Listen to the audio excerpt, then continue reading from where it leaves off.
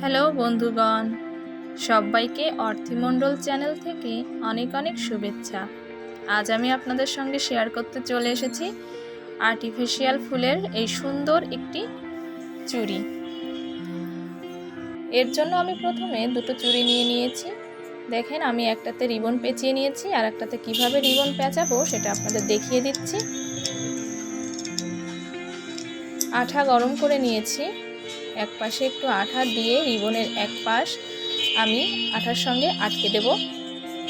আপনারা সুন্দর সুন্দর জিনিস শিখতে চাইলে আমাকে অবশ্যই কমেন্টস করে জানাবেন। আমি চেষ্টা করব আপনাদের পছন্দ মতো জিনিসটি তৈরি করে দেওয়ার। আর আপনারা এই সুন্দর সুন্দর গয়না কিন্তু আমার পেজ থেকেও অর্ডার করতে পারেন। আমার পেজের নাম রকমারি। আপনারা চাইলে আপনাদের পছন্দ মতো অর্ডার করে এবং কাস্টমাইজ করে নিতে পারেন। আমি রিবনটা সম্পূর্ণ চুড়িতে পেঁচিয়ে নিয়েছি এবং একটু অংশ কেটে নিয়েছি, সেখানে আবার আঠা দিয়ে জোড়া লাগিয়ে দেব।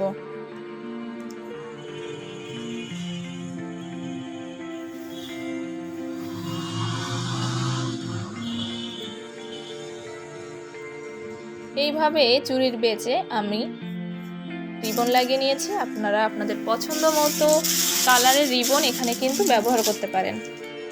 এর জন্য আমার লাগবে রেনু এবং ফোম ফুল। রেনুটা কেটে নিব।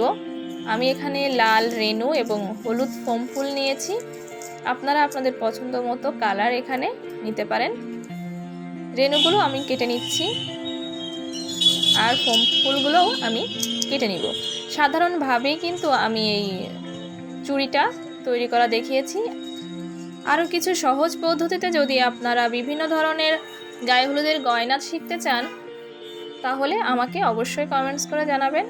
এখন একটা একটা করে আমি রেনু দিব এবং ফোম ফুল দিয়ে এটা সুন্দর করে তৈরি করে নিব।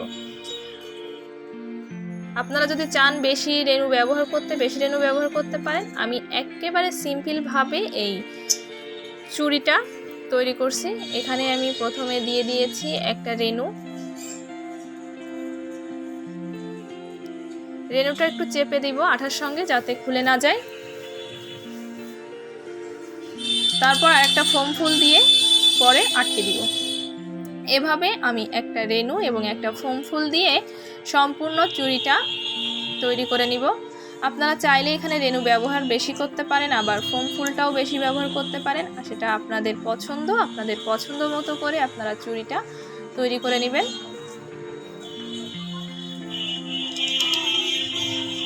পুরো চুড়িটাই আমি ফোম ফুল আর রেনু দিয়ে আটকে নিচ্ছি। আপনারা চাইলে কিন্তু এই সুন্দর সুন্দর চুড়িগুলো আমার পেজ থেকে অর্ডার করতে পারেন। চারিপাশে আটকে নিয়েছি, তৈরি হয়ে গেছে সুন্দর একটা চুড়ি।